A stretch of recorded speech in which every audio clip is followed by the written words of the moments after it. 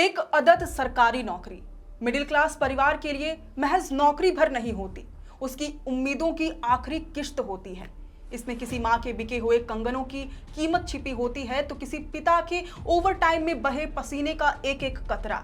ये 10 बाई 10 के कमरे में जवानी झोंक कर काटी गई हजारों रातों का हिसाब होती है। ये लाखों युवाओं के सपनों, सब्र और संघर्ष का निवेश होती है। लेकिन अफसोस, झारखंड में प्रतियोगी परीक्षा देने का मतलब सिर्फ अपनी काबिलियत साबित करना नहीं रह गया है, बल्कि सिस्टम के घोटालों और लूप होल्स को झेलना भी बन गया है। छात्र कंपटीटर बाद में है, पहले सिस्टम के लैब रैट बना दिए गए हैं, जिन पर आए दिन नए नए प्रयोग किए जाते हैं। जेपीएससी और जेएसएससी, जिन पर मेरिट के निष्पक्ष इम्तिहान लेने की जिम्मेदारी थी, वह विवादों, अविश्वास और अनिश्चितताओं का सबसे बड़ा एपिसेंटर बन चुके हैं। राज्य में सरकारें बार बार बदली, लेकिन नौकरी देने वाली इन दो प्रमुख संस्थानों का कैरेक्टर शुरू से लेकर अब तक नहीं बदला। यहाँ मेरिट की दौड़ शुरू होने से पहले ही युवाओं के हिस्से कभी पेपर लीक, कभी सीटों की सौदेबाजी, कभी गलतियों से भरे प्रश्न पत्र, कभी अदालत की रोक तो कभी सीबीआई और सीआईडी की छापेमारी आ जाती है।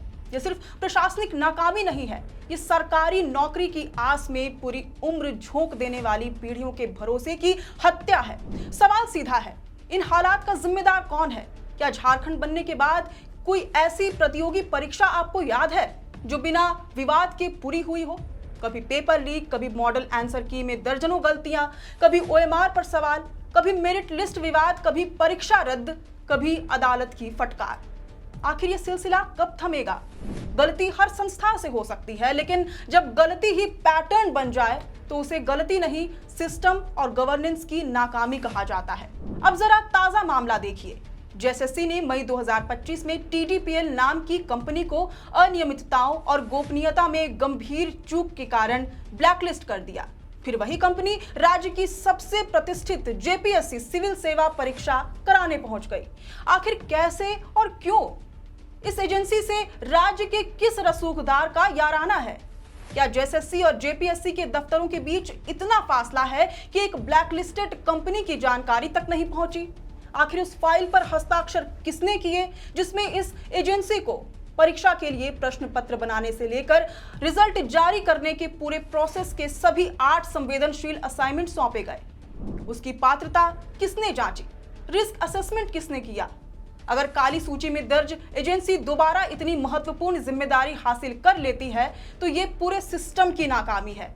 14वीं जेपीएससी प्रारंभिक परीक्षा में विवाद की कितनी परतें खुली, जरा गौर कीजिए। परीक्षा हुई तो प्रश्न पत्रों में बेशुमार गलतियां उजागर हुई, फिर मॉडल आंसर की आई, उस पर भारी आपत्तियां उठी, फिर उसे हटाया गया, नई आंसर की जारी हुई, फिर भी गलतियां पूरी तरह दुरुस्त नहीं हुई।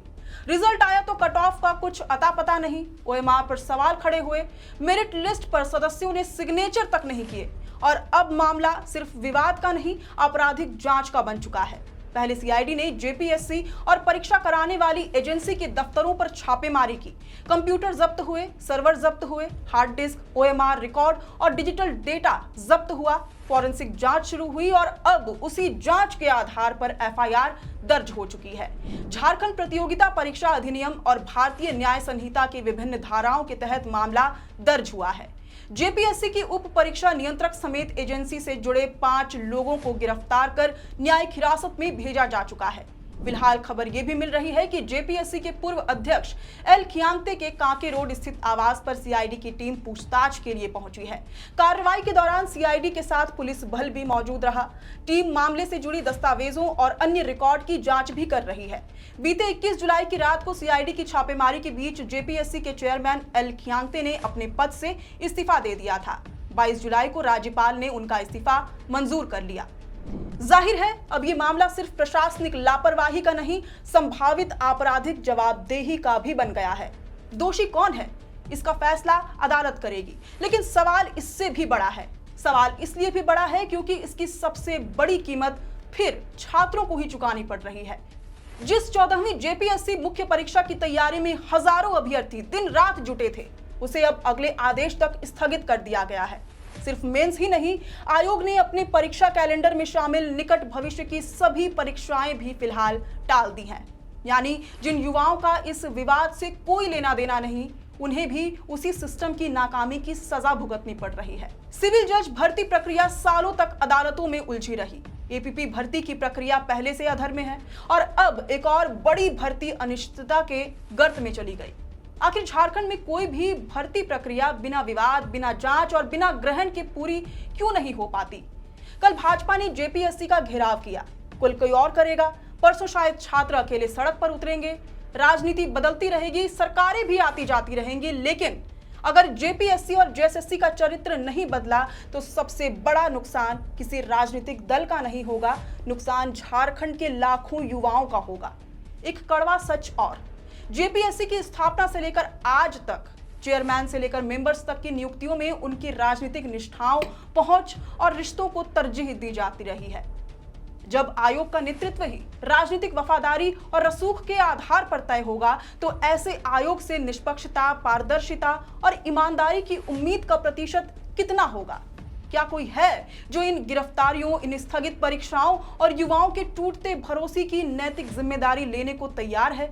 या फिर कुछ दिनों बाद नई परीक्षा आएगी, नया विवाद होगा, नई जांच बैठेगी और हम सब फिर इसे झारखंड की भर्ती व्यवस्था का नॉर्मल मान लेंगे?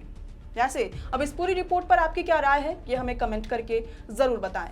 इस बेहतरीन खबर को लिखा था झारखंड के वरिष्ठ पत्रकार और रांची प्रेस क्लब के अध्यक्ष शंभुनाथ चौधरी सर ने।